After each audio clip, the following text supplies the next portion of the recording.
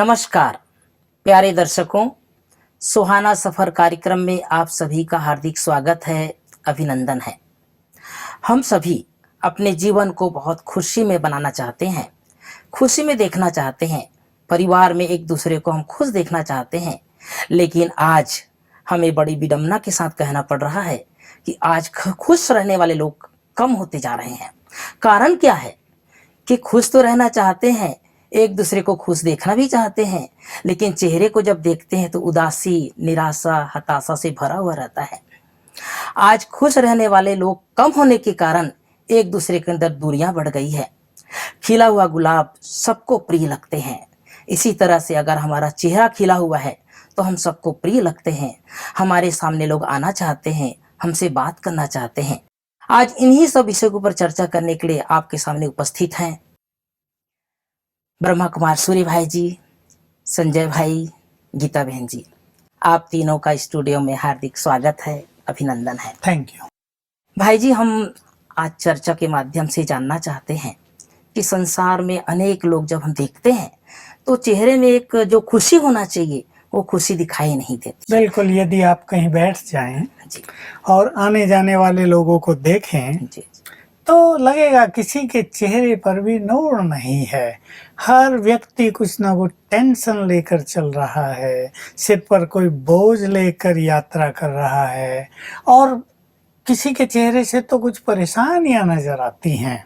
दो व्यक्ति बात भी कर रहे हैं तो हंसी खुशी की बातें भी कहीं सुनाई देती हैं, पर थोड़ा मनमुटाव, थोड़ी खींचातान, ये सब भी दिखाई देती है। परंतु हमें ये जानना चाहिए कि खुशी जीवन का बहुत बड़ा खजाना है।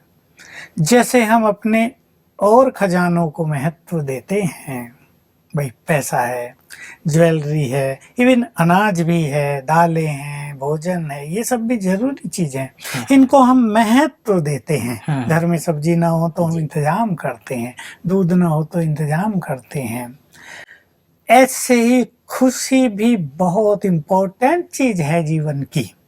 वो यदि हमारी जा रही है तो हमें सचेत अवश्य होना चाहिए कि समथिंग इज रॉन्ग। हमें इस खजाने को गंवाना नहीं है। जैसे और तरह का बैंक बैलेंस हम बढ़ाते हैं, हमें इस बैंक बैलेंस को भी बहुत बढ़ाना है और ये खुशी दूसरों को भी खुशी प्रदान करेगी। देखिए, आप किसी के पास जाएं, आपका मूड ऑफ हो, वो व्यक्ति भला कैसे खुश होगा? और आप खिलखिलाते जाएं, मुस्कुराते जाएं, अगर उसका मूड ऑफ भी है वो भी फ्रेश हो जाएगा।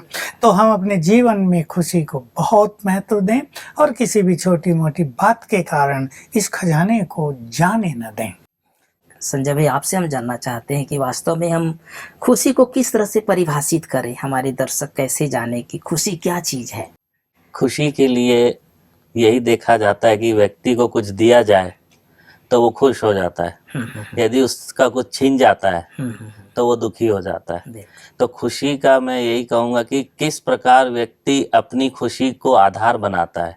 वास्तव में खुशी का आधार तो हमारे अपने खुद के विचार हैं, खुद की कार्य क्षमता है, खुद का हमारा पुरुषार्थ है, मैं कहूँगा इसमें। क्योंकि जब तक हम कुछ मेहनत नहीं करते हैं किसी चीज को प्राप्त करने के लिए, तब तक मनुष्य खुश नहीं हो सकता।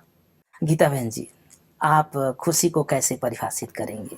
मेरे हिसाब से तो खुशी एक ऐसा खजाना है जिसे हम जीत नहीं सकते, या जिसे हम वसीयत में प्राप्त नहीं कर सकते, या जिसे हम ताले में नहीं रख सकते, या जिसे हम छीन नहीं सकते। खुशी एक ऐसी उपज है जो हमारे जीवन के अंदर जितने मूल्य होंगे उतनी सुंदर इसकी फसल उगेगी अंदर से। हम क्या गलती कर रहे हैं कि खुशी को बाहर ढूंढने का प्रयास कर रहे हैं। आज मूड अपसेट है तो हम रेस्टोरेंट में खाना खाने चले गए, ठीक है, खाने का स्वाद लिया, थोड़ा आउटिंग हुई, थोड़ी चेहरे पे खुशी आई, लेकिन वो तब तक ही जब तक आप बाहर रहे। फिर जैसे ही घर में आ गए खुशी फिर गुम, फिर वही विचार, वही संकल्प, वही समस्याएं, वही विघन हमारे चित्त पर अपना अंधकार बनाए रखते हैं। मूवी देखने चले गए, 3 घंटे हमारे बहुत अच्छे से कट गए, बहुत अच्छा एंटरटेनमेंट हमने किया, लेकिन मूवी के बाद फिर अपसेट। तो खुशी जो स्थायी होनी चाहिए हमारे जीवन में, वो स्थायी खुशी हमें कहाँ मिलेगी। मुझे एक बहुत अच्छा दृष्टांत याद आ रहा है। जी जी जी। एक बूढ़ी दादी बाहर सड़क पर कुछ ढूंढ रही थी। एक राहगीर मिले और कहा कि दादी आप क्या ढूंढ रहे हो? तो उसने कहा मेरी सुई गिर गई, अच्छा। सुई को ढूंढ रही हूँ। तो वो तो बहुत पतली सी, बहुत महीन सी, बारीक सी होती है। आपकी नजरें पहले ही कमजोर हो गई हैं, आप कैसे रात को उसे ढूंढ पाएंगी? बोला बेटा सुई तो अंदर गिरी थी कमरे में, वहां लाइट नहीं है, वहां अंधेरा है, इसीलिए मैं कमरे से बाहर निकलकर यहाँ आई, क्योंकि यहाँ रोड पर लाइट है।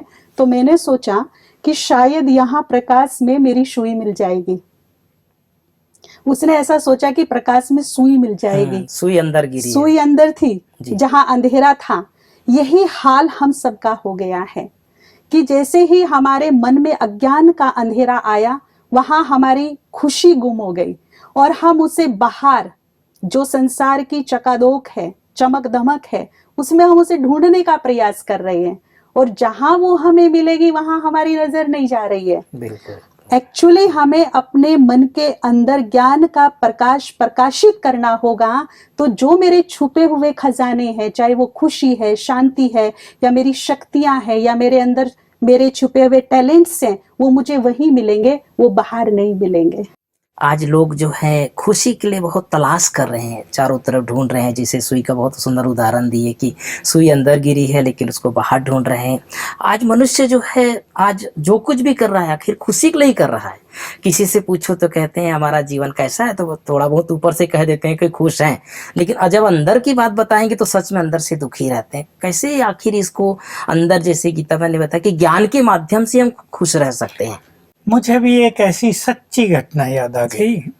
ये बिल्कुल सत्य है। जी जी जी। मुझे एक बार मिलना हुआ मुंबई की 10 बहुत साहूकार बहनों से। ये सभी बहनें इतनी साहूकार थी, जब मुझे इन्होंने बुलाया और मैंने पूछा कि कैसे आप लोगों ने मुझे याद किया है, तो बोलने लगी हमारे पास इतना पैसा है कि हमें पता ही नहीं कितना है, और हमें रोज घर खर्च के लिए 50,000 मिलते हैं रोज के, केवल घर खर्च के लिए। अब हम रोज क्या लाएं? घर को स्टोर तो हमें बना नहीं देना है, आवश्यक चीज ले आते हैं, लेकिन हमें अंदर से एक आवाज आती है कि तुम्हें कुछ चाहिए। अब हम सोचते हैं कुछ चाहिए तो वे बाजार से ले आएंगे, पैसा तो रोज बहुत मिलता है, लेकिन हमें ये समझ में नहीं आ रहा हमें क्या चाहिए। तो एक आंतरिक खुशी का अभाव हमें फील होता है जीवन में। तो हमने आपको इसलिए याद किया है कि आप हमें बताओ हमें क्या चाहिए। मैंने कहा वाह, चाहना आपकी, और मैं आपको जानता नहीं, मैं आपसे बहुत दूर हूँ, फिर भी मैंने कहा मुझे समझ में आ गया आपको क्या चाहिए। मनुष्य धन में, साधनों में, मान सम्मान में, पद पोजीशन में, जीवन की सफलता में खुशी ढूंढ रहा है। और नो डाउट जब ये चीज़ें मिलती हैं तो खुशी तो प्राप्त होती है, भले वो थोड़ी होती हो या ज़्यादा होती हो, क्षणिक होती हो या स्थायी होती हो। मैंने कहा देखिए, आप सभी को यहाँ, आप हमारे पास आए हैं, बहुत अच्छा ये सद्विवेक मिलेगा। तो हम कौन हैं? आज तक जो हम अपने को ये देह मानते आए, जो हमें दिखता है, और जो चीज़ें हमें दिखती हैं ये मेरी हैं, उनमें हम खुशी, शांति सब कुछ ढूंढते आए।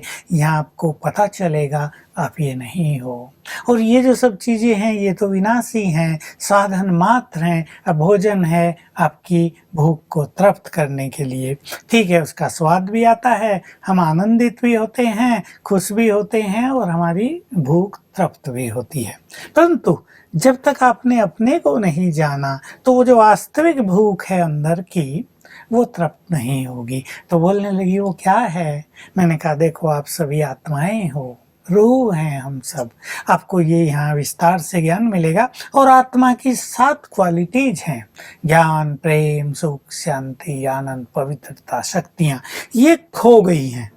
अब ये आत्मा के असली खजाने हैं, ये तो बाह्य खजाने हैं जो केवल साधन हैं और इच्छाओं की पूर्ति के लिए हैं। लेकिन आत्मा के ये आंतरिक खजाने हैं। जब तक आपको सद्ज्ञान नहीं मिलेगा, मन भटकता रहेगा, खुशी होगी नहीं।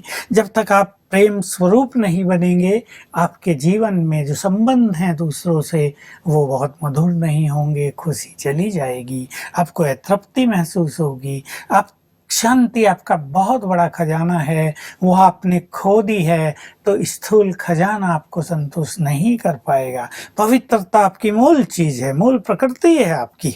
अब उसको छोड़कर मनुष्य विकारों की ओर चला गया है, उसमें खुशी शांति ढूंढ रहा है, वहां भी उसको ये नहीं मिलता है। तो ये जो आत्मा की सातों क्वालिटीज हैं, जो हमारी असली चीज है, जो हमारा असली खजाना है, उसको जब तक हम प्राप्त नहीं करेंगे तो हमें सच्ची खुशी शांति ये सब मिलेगा नहीं। तो सत्य यही है कि खुशी हम बाह्य चीजों में ढूंढ रहे हैं। दिवाली पर बिजली की बहुत लाइट हो जाती है, देखते ही मन खुश हो जाता है, लेकिन ये बाह्य खुशी है। बच्चे को एक अच्छा सा खिलौना दे दिया जाए, वो रो रहा है, वो खुश हो जाता है, ये बाह्य खुशी है। किसी गृहिणी को अच्छी कोई ज्वेलरी दे दी जाए, उसका चेहरा खिल जाता है, ये बाह्य खुशी है। मुझे एक बात और याद आ रही है जो मैं अपने दर्शकों को कहना चाहूँगा। है तो बड़ी हंसी खुशी की बात कि जो मनुष्य बहुत खुश रहता है ना, उसका भोजन अच्छा हजम होता है, और जो इरिटेट रहता है सदा, उसको उसका हाजमा खराब हो जाता है, इंडाइजेशन सदा ही बना रहेगा। तो आम कहावत है हमारे देश में, खुशी जैसी खुराक नहीं। तो जिसको खुशी है उसको भूख सताएगी नहीं, ठीक है, भूख तो लगेगी पर सताएगी नहीं, तंग नहीं करेगी। और हम सब जानते हैं जिस घर में खुशी का माहौल हो, वहाँ लक्ष्मी का वास होता है, वहाँ जीवन जीने का मन करता है। इसलिए मैं पुनः दोहराऊंगा, ये बहुत आवश्यक चीज है जीवन की। खुशी के बिना तो जीवन जैसे निर्जीव है, इस पर हमें विशेष ध्यान देना चाहिए। जैसे भाई जी आपने बहुत सुंदर बात बताया कि वास्तव में आंतरिक बात है, ये बाह्य जो आज ढूंढ रहे हैं, वास्तव में इसका कोई कनेक्शन नहीं है खुशी का। तो आप इसके ऊपर क्या कहना चाहेंगे संजय भाई? जिस प्रकार व्यक्ति की आज दिनचर्या हो गई है, उसको जब हम देखते हैं तो जो दिनचर्या ठीक से फॉलो नहीं करते हैं, तो ऐसे व्यक्ति की खुशी भी गुम हो जाती है। 100 साल यदि हम पहले जाते हैं तो देखा जाता है कि उस समय हर व्यक्ति खुशी में ही रहता था, ज्यादा उनके पास दुख और अशांति नहीं रहती थी, क्योंकि उनकी दिनचर्या थी। साधनों ने आज दिनचर्या को ऐसा बना दिया है, उनके प्रभाव में आकर हमारी खुशी गुम हो गई। हम खुशी को साधनों में ढूंढ रहे हैं। वास्तव में साधन एक थोड़े समय के लिए हमें खुशी देते हैं जरूर, क्योंकि हमें कोई चीज से बात करनी है, किसी से संपर्क करना है तो हम उसका यूज करें, लेकिन उसके बाद हमारी यात्रा यहाँ तक समाप्त नहीं होती। इसके बीच में जो खुशी है, खुशी को लेते हुए हमें इस सफर में आगे बढ़ना है। जी जी जी जी। गीता बहन, जो संजय भाई बता रहे हैं उसके ऊपर ही थोड़ा और अपना विचार आप रख सकते हैं। जैसे भी संजय भाई बता रहे थे कि लोग साधनों में खुशी ढूंढने की कोशिश कर रहे हैं, और साधनों को प्राप्त करने के लिए खुशी गायब हो रही है। एक टेंशन रहता है कि मुझे ये चाहिए, ये चाहिए, ये चाहिए, चाहिए चाहिए, नींद भी नहीं आती, चाहे कैसे भी चाहिए। कुछ तो इसके लिए गलत काम करने से भी नहीं चूकते क्योंकि चाहिए। मेरे सामने एक जीता जागता उदाहरण है। हमारे एक जानकार व्यक्ति, उसकी बड़ी वंडरफुल कहानी है। सारी उम्र उसको चाहिए चाहिए करते हो गया, सब कुछ मिल भी रहा है लेकिन जीवन में खुशी नहीं है। जब वो यंग एज में थे तो उनका बहुत बड़ा सपना था कि मेरा अपना खुद का घर हो। इतनी मेहनत की, सुबह से लेके शाम तक, रात तक, बस पैसा लाऊं, कैसे भी कमाऊं, कैसे भी घर बनाऊं। अच्छा, अब उसके पास बहुत सुंदर घर है। फिर दूसरी टेंशन पैदा हो गई, घर में प्रवेश करते ही दूसरी टेंशन पैदा हो गई, मेरे बेटे की अच्छी सी जॉब होनी चाहिए। अब उसके लिए भिड़ गया, यहाँ पूछ, उससे पूछ, यहाँ जा, वहां जा, रातों को नींद नहीं, बस मुझे एक ही टेंशन है, मेरे बेटे की जॉब लग जाए। अब बेटे की जॉब लग गई और बहुत अच्छी लग गई, जैसा वो चाहता था। अब तीसरी टेंशन क्या, अब इसकी शादी हो जाए। अब मुझे मेरे अनुसार लड़की मिले जो घर में बहू बन करके आए, इस घर परिवार को संभाले, वो भी हो गई। अब चौथी टेंशन कि अब मुझे पोता हो जाए। अब फिर पोते की टेंशन। तो ये हमारी जो इच्छाएं हैं, एक के बाद एक, एक के बाद एक, एक के बाद एक, ये हमारी खुशी को इस तरह से खा जाती हैं जैसे एक घुन किसी दाने को, अनाज को खा करके खत्म कर देता है। हम अपनी इच्छाओं को आवश्यकता ना बनने दें। इच्छाएं पूरी करो, उसके लिए अच्छा प्रयास करो, सोच समझ करके काम करो, परंतु खुशी अपनी जगह है और इच्छाएं अपनी जगह है। जब हम पर इच्छाएं हावी हो जाती हैं तब कहीं ना कहीं हम अपनी खुशी से कोसों दूर चले जाते हैं। आदमी अपनी इच्छाओं के कारण पूरा उम्र बिता देता है।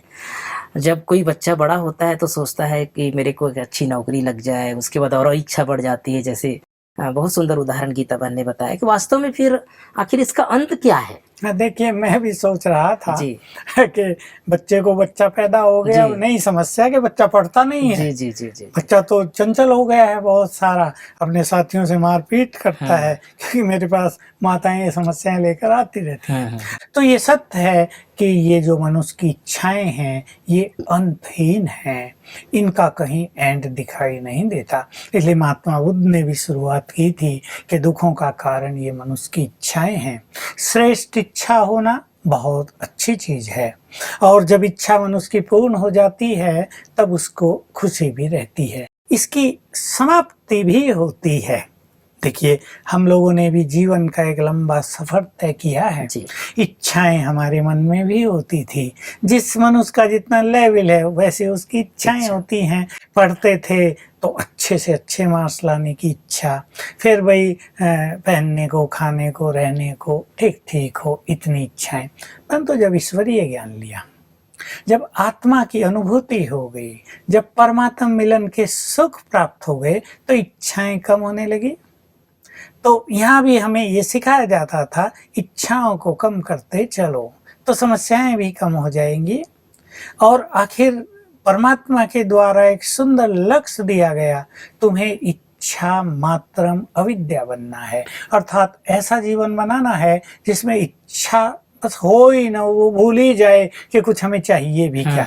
मैंने देखा ये काम है तो कठिन, लेकिन एक दूसरी अनुभूति हुई, जब ईश्वरीय प्राप्तियां होने लगी तो सांसारिक इच्छाएं छूटने लगी, दबने नहीं लगी, छूटने लगी आप ही, क्योंकि उनसे ज्यादा रस, उनसे ज्यादा प्राप्तियां ईश्वरीय अनुभूतियों में हो रही थी। तो मैं अपने को देखता हूँ कि जैसे इच्छाएं खत्म ही हो गई हैं, इन इच्छाओं की समाप्ति वहीं हो जाती है जहाँ ईश्वरीय सुख से हमारा मन और बुद्धि भरपूर हो जाता है, तृप्त हो जाती है ना आत्मा, मन तृप्त हो जाता है। तो लगता है इस संसार से क्या चाहिए, भोजन जैसा मिल रहा है वो उदर पूर्ति के लिए है, रहन सहन जैसा मिल रहा है वो बहुत अच्छा है, हमारे जैसा रहन सहन तो किसी को है ही नहीं, पहाड़ियों के बीच में, शांति स्थान में, योगियों के मध्य में, स्पिरिचुअल वाइब्रेशंस में। तो ईश्वरीय अनुभूति ही इच्छाओं का एंड कर देती है। भाई जी, मैं आपसे थोड़ा सा और जानना चाहता हूँ कि आप तो राजयोग का अभ्यास करते हैं, इतने सालों से आप तपस्वी है, जीवन जी रहे हैं, लेकिन जो गृहस्थ में रहते हैं, परिवार में रहते हैं, जो नौकरी धंधा वाले हैं, उनकी अनेक इच्छाएं हैं। अभी आपने बताया कि मेरी इच्छा तो कम हो गई, लेकिन लोगों की इच्छा तो कम नहीं हुई है, वो अपनी इच्छा को कैसे कम करें? क्योंकि संसार में कंपटीशन बहुत है। एक के बच्चे ज्यादा अच्छा पढ़ रहे हैं तो दूसरा भी नेचुरली चाहेगा मेरे भी अच्छे पढ़े। एक के पास अच्छी कार आ गई, वो भी चाहेगा यार हमारी तो हल्की सल्की है। जी, जी, जी। और भी मकान, दुकान, सब चीजों में कंपटीशन बहुत है। इसलिए इच्छाओं का बहुत होना बड़ा स्वाभाविक सा है। लेकिन अगर गृहस्थ ईश्वरीय मार्ग पे कदम रख देते हैं, अगर वो परमात्म शक्ति को पहचान कर उससे अपनी बुद्धि को जोड़ते हैं, तो पहले तो इन चीजों का महत्व नहीं रहेगा। भाई उसकी कार बहुत सुंदर है, बड़ी अच्छी क्वालिटी की है, 20 लाख की है, मेरी तो 5 लाख की है। फिर उसे लगेगा नहीं, ये कार तो केवल साधन है, हमें कहीं जाना है उसके लिए इसकी उपयोगिता है, बाकी अच्छी और बुरी में तो कोई भेद है नहीं। ऐसे वो चलेगी, ऐसे ये चलेगी, वो भी हमें 1 घंटे में वहाँ पहुँचाएगी, चलो हमारी 1 घंटा 10 मिनट ले लेगी, कोई बात नहीं। तो अगर ईश्वरीय ज्ञान मनुष्य ले लेता है तो उसे एक तो तृप्ति हो जाती है, और दूसरी बात ये भी होती है, जब मनुष्य की स्पिरिचुअल पावर बढ़ती है तो धन संपदा, सुख साधन भी सहज प्राप्त होने लगते हैं। संजय भाई, जैसे भाई जी ने बताया कि हमारे जीवन में साधन कितने भी बढ़ जाए, लेकिन साधन के साथ साथ हमारी साधना हो, तो साधना कितना मदद करता है हमारे जीवन में खुशी प्रदान करने के लिए। जब व्यक्ति साधना करता है जी। तो जरूर उसके पास ऐसे सकारात्मक विचार होते हैं, जिन विचारों के माध्यम से उसकी साधना एक रस होती जाती है, और एक रस साधना वाला व्यक्ति, उसका चित्त इतना शांत हो जाता है कि उसको बाहर से कोई चीज लेने की जरूरत नहीं पड़ती, कम हो जाती है। और ये भी एक संकल्प हमेशा अपने पास रखना चाहिए कि खुशी यात्रा के एंड में नहीं है, खुशी यात्रा में है। माना खुशी से हम कर्म करें, जी। खुशी के लिए कर्म नहीं करें, खुशी खुशी हर कर्म करें तो खुशी प्राप्त होगी। अपने दर्शकों को ये कहना चाहेंगे कि जितना हम खुश होकर प्रयास करेंगे उतनी वो चीज हमारे अति नजदीक आती जाएंगी। हम जब बोझिल होकर किसी को प्राप्त करने का प्रयास करते हैं तो वो हमसे दूरी बना लेते हैं, हमारे समीप होते हुए भी हमें वो बहुत दूर नजर आते क्योंकि बोझ है। अब आप देखिए, आपको रेलवे स्टेशन पर जाना है, आपके पास 2-3 अटैची हैं, बैग है, आपकी ट्रेन की सीटी बच गई है। अगर आप हल्के होंगे तो बहुत तेज दौड़ करके आप अपनी ट्रेन को पकड़ सकते हैं, मंजिल पर पहुंच सकते हैं। लेकिन यदि सर पे बोझ है, हाथों में बोझ है, आप दौड़ना भी चाहेंगे, आप में सामर्थ्य है दौड़ने की, लेकिन वो बोझ आपको दौड़ने नहीं दे रहा, आपके जो बढ़ते कदम है उनको कहीं ना कहीं बाधित कर रहा है। ठीक इसी प्रकार से जब हमारे मन पर बोझ होता है किसी भी प्रकार का, तो हम मंजिल हमारे अति समीप होती है, लेकिन हमारे कदम धीरे धीरे स्लो हो जाते हैं, वहां तक पहुंचने में हमें देरी लगती है। तो किसी भी चीज को प्राप्त करना है तो खुश रहिए, खुश होकर के प्रयास कीजिए, तो वो चीज आपको अपने पास, अपने नजदीक महसूस होगी आती हुई। भाई जी, जैसे गीतवन बता रही कि हमारे जीवन में हर कर्म के साथ खुशी जुड़ा रहे। वास्तव में हर व्यक्ति तो चाहता है मैं खुश रहूं, तो सुबह उठ करके भी सोचते हैं कि भगवान के सामने या अपने इष्ट देव देवी के सामने जब वो हाथ जोड़ के बैठता है या पूजा पाठ करता है तो उस समय भी यही सोचता है कि मेरा जीवन खुश रहे। लेकिन जैसे अभी चर्चा में हम आगे बढ़ रहे हैं कि खुश रह करके कार्य करें, खुशी के लिए कार्य तो करना ही है, लेकिन साथ साथ हमारा खुशी सदैव चलता रहे, उसके लिए क्या अभ्यास करें? हाँ, बहुत ही सुंदर बात है, और इस संसार में हर प्राणी को ये सीखना ही चाहिए कि जो यात्रा है, बिगनिंग हुई, अब एंड तो खुशी में होगा ही। हम सब जगह देख सकते हैं, आप ड्राइविंग कर रहे हैं, एंजॉय कर रहे हैं अपनी ड्राइविंग को, खुशी खुशी से कर रहे हैं, कहीं कोई गड़बड़ होगी नहीं, स्पीड भी कंट्रोल में रहेगी, ब्रेक भी ठीक लगेगा, एक्सीडेंट भी कहीं नहीं होगा। बाइक चलाने वालों को मैं यही कहूंगा, युवकों को एंजॉय करें। बहुत तेज चला रहे, कट मार रहे हैं तो ध्यान रहेगा ना पूरा, तो जो असली आनंद है, भले उसको लगे कि मैं तेज चला रहा हूँ, खुश हो रहा हूँ, पर जो असली आंतरिक आनंद है वो नहीं होगा। ऐसे ही गृहिणी माताएं अपने घरों में भोजन बना रही हैं, अब वो जल्दी करें, टेंशन में बनाएं, अभी ऑफिस जाना है, हमारे पास तो 1 ही घंटा बचा, इसमें हमें सब कुछ काम करके जाना, इस टेंशन के साथ भोजन नहीं बनाएंगे।